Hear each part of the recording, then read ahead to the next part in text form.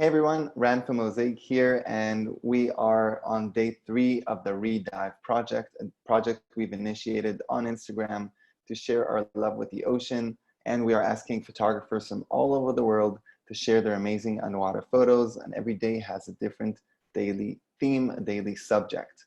And just like every day, I'm going to be giving you my personal tips on how to get better photos of the daily subject. In the end, everything will be posted on one giant blog post that will be called The Ultimate Guide to Shooting Marine Life, where you will be able to access all the information and use it on your next dive trips. So the theme for today is rays, July 3rd. The third theme is rays. So here are my tips on how to shoot better photos of rays underwater. So first of all, let's start with stingrays. So stingrays really like to hide in sandy bottom. So let's say you're cruising along the reef, you might want to venture a little bit towards the sand and kind of look in the sand, look for the eyes, look for the tail, stuff that's, usually the most significant characteristics of a stingray. And then usually they will let you get pretty close to them. As long as they're kind of hidden, they feel very secure under the sand. If you annoy them too much, they will of course run away. If they do swim away, then usually you have like one shot to get a really nice, one opportunity to get a really nice shot of them kind of leaving the area. And that could be a really nice dramatic shot. This is very important. I see people doing this all the time. The first thing you see when you spot a ray in the distance is wait. Do not swim towards it. If you swim directly towards it, which is our first instinct because we saw a cool ray and we're like, oh, look, ray, that's so cool. So please do not swim towards it, because the moment you start swimming towards it, it will sense, it has probably seen you before you saw it. So it will probably sense that you might be a predator or some sort of danger, and they will turn around and they will run away. So what you want to do is simply wait and see how the ray is behaving. Maybe he will go away, maybe he will decide to approach you. So if you're lucky enough and he decides to get pretty close to you, just be cool. Don't be hysterical, don't be dramatic, just be cool and let him come to you. And then you'll be able to get much better shots rather than chasing him, because you are not able to outswim a ray, any type of ray. Trust me, they've been swimming all their lives. They're pretty good at swimming.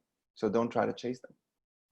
Next up, and again, I say this for pretty much all the subjects, but for rays as well, try to shoot eye level or below, and getting shots from below a ray, a stingray or a manta ray, can actually look really, really cool. So try to get underneath if you're able to. Sometimes they kind of swim pretty low, so it's difficult and you have to try to be eye level with them. But if they go high enough, then definitely try to get a cool shot just below the stingray. It could be really, really nice. If you haven't done this already, then please go diving with manta rays. It's the most amazing thing in the world. People compare it to a religious experience. It's incredible. Manta rays are one of the most beautiful fish that you can find in the water. And really, it's just an amazing experience. And you can do that in the Maldives, in Palau, in Thailand, in a lot of different places around the world, in Indonesia. Can go to a lot of different places around the world and see manta rays, either snorkeling, usually it's diving, depending on the destination, and it is amazing. And definitely get a wide angle lens. If you're going diving with manta rays, then please invest in a wide angle lens. You won't regret it. Now this is a difficult scene. A lot of us have actually been on these dives, these night dives, especially like in Hawaii and Kona, and we do that in the Maldives as well, where you simply put all of the lights, you go at night and you put all of the lights of the divers in a circle or like a runway on the ground. And then the mantas come to hunt all the plankton that's inside the water that is being drawn in by the lights.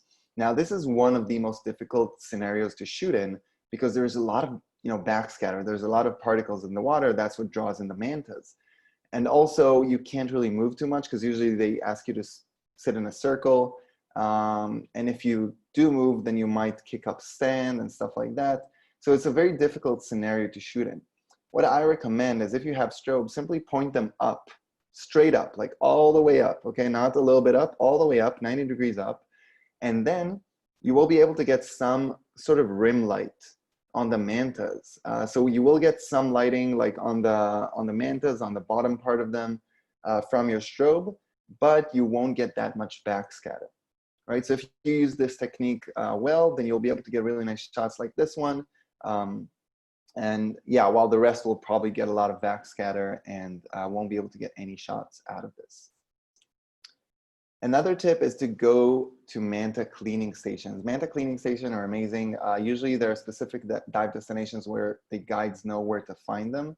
And mantas come over to the cleaning station in order to get cleaned by smaller fish. And usually there's sort of a little aggregation of manta rays. You might find between 1 to 10 or even more if you're lucky, manta rays on one single cleaning station. So it is very cool. It is quite difficult though to get good photos because usually you don't want to get too close to the cleaning station because you're going to scare all the mantas away. So you have to be a little bit far away. So again, try to maybe point your camera up. Maybe you'll get a good shot of a manta ray flying right above you. Try to get some shots of divers with the manta rays in the background. That could be pretty cool. But in general, manta cleaning stations are very impressive and you can stay there easily for an hour and just enjoy the show. It's amazing. And the last tip is if you want to dive with hundreds of MOBULA rays, it's more snorkeling actually, then you can go to Baja California. Every year they aggregate there. And this photo was taken by Nick Polanski, an amazing photographer and a Mozaik ambassador. And this is literally one of the most amazing things you can see in nature and one of the most amazing phenomenons you can witness.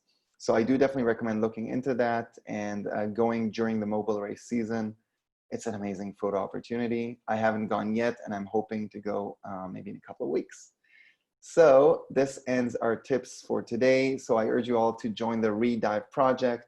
Use the hashtag Redive project. Post your best photos on Instagram according to the daily subject. And you can also tag us. Our account is UW Cameras. That's Mozaik Underwater Cameras. And until then, until tomorrow, enjoy. See you tomorrow.